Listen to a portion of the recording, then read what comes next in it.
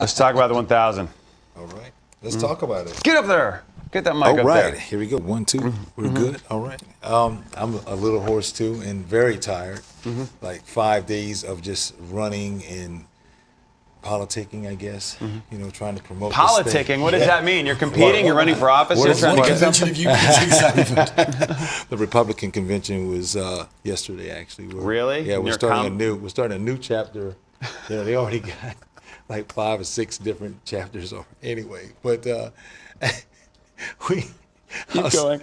So I'm John Barrowman. This is the John Republican Barrowman, Party. how are I'm part you? of the Republican Party. This man. is the RNC's next nominee. I know, right? All right. But yeah, 1000. You know, is set in a post-apocalyptic environment. We have several characters.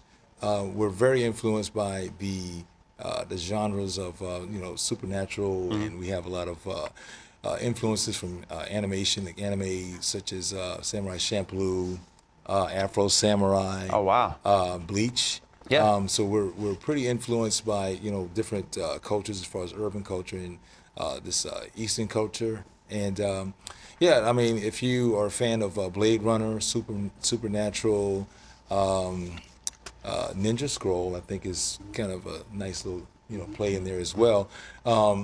You know, it has a little bit of everything in it, actually. You know, again, apocalyptic world. You have these different cultures, these different sets throughout the world. The world begins to, you know, swell with these different types of ideologies, and a lot of the folklore begins to become, you know, reality, and you know, it becomes somewhat of a Cold War.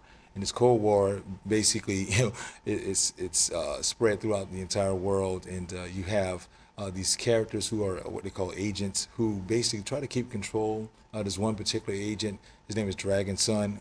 He is kind of his people, his beings. They're dragons, yeah, and they kind of oversee. They're kind of like gods, demigods to some degree, but they basically they don't get involved.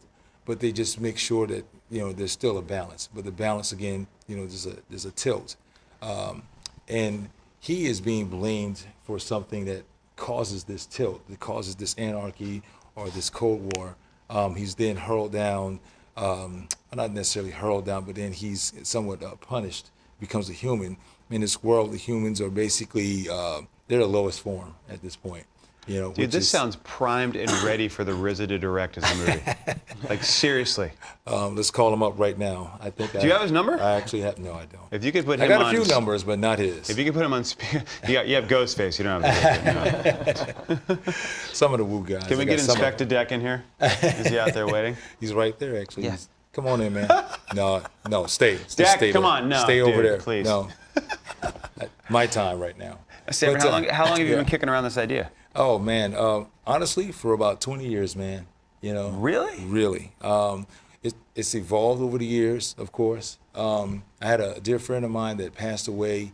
We were working on it together, Bruce Brown, and when he passed away, it was you know, it's kind of at a crossroads with this thing because, you know, we never really got to complete the project. We wanted to do it as a graphic novel, comics, and so on. And when he passed away, I felt like, man, we just, you know, we missed out on an opportunity.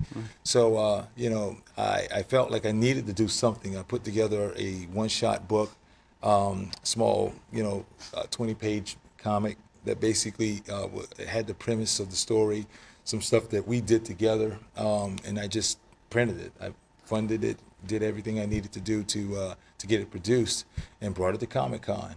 And that's when Tom and those guys that came over to my table and they saw the book, and you know, they were taken back by it, and I was really surprised. You know, Tom, is that literally how you got it? You were just cruising around? Yeah, well, hanging out. Sanford and I knew each other for a little while before that, but Right. Yeah, I first saw it at this comic. At the con, and he wasn't aware of it Yeah, at the no. time. You know, we knew each other, but he wasn't aware of me doing this project. So when And, hanging out, you and Noe said, hey, here's a good idea. No, not at all. Wow. You know, so None whatsoever. I saw the physical copy of basically like the concept book Right. at a convention. I think probably the year before we launched MTV Comics. So as soon as we knew we were doing this, so I went right back to Sanford because Right. I was aware of the concept and the characters and the art, and felt like it was a really good fit. So now, how did you connect with John, aka Tony? That was I was doing a book with Elena Huffman, who's obviously from Stargate Universe Yeah. and things like that, and we were doing a book called Agent Mom, and we'd gone to MTV to talk about doing it with them, and because I think she was doing like, is it Teen Mom she was involved in, and she did some things like that. No, she was doing some hosting of something that MTV was doing, and I can't remember. So that was after the fact, but Elena did do some hosting on us for Team Mom after shows. Okay. But we were doing that, and when we were talking to Tom about this, Dan Boltwood again and myself were doing Team Mom, and Tom was also looking at things we'd done, and we'd done the Gloom a little while earlier, so we sort of said, well, we've got this as well. And by pure chance, because it was all done, it was pretty much the first thing that we managed to get in there. So yes, we ended up doing both Agent Mom and also the Gloom. So That makes a lot of sense. Oh, it's finished, and we can publish it over time? yeah, pretty much actually. But it was good. I mean, obviously, it's the first two books we did both at the same time, and it got Elena. Obviously, she got to do it as well, so it was great. Now, is the 1000 finished? Do you have an ending? Oh wow! And Tom is laughing, and by that he's It looks joyous. He's excited because of the potential of what it is. It's all about the potential, man. Mm-hmm. And we're working hard right now. We actually, I guess I can kind of go into what we're doing. When we were putting together the graphic novel, we wanted to do something that would be very, I guess we wanted to bring attention to it in a different way. Anyone can, post, some images and stuff like that as far as, the project that they're working on, but we wanted to go a little step further. I'm actually a glutton for punishment, I guess, and I see things, grander, I guess, to some degree, like yourself. Mm-hmm. You're a grand person. Yep, I got a lot of delusions of A grandeur. lot of delusions. Tons of them. grandeur.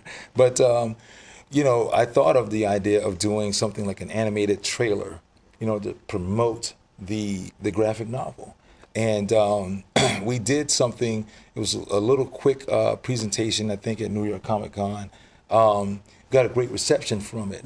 But at the time, we wanted to do something that was just strictly for that. But we got so much great reception from fans.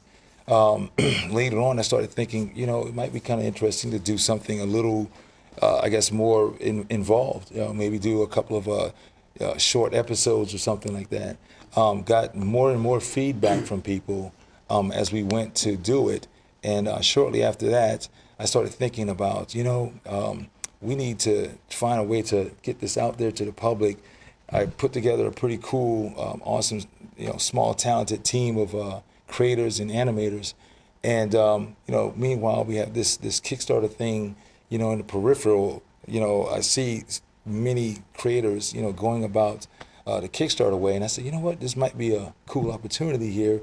We can keep the rights, we can keep the IP, and just create this proof of concept. And that was the biggest thing that I was concerned with, was having all that stuff together.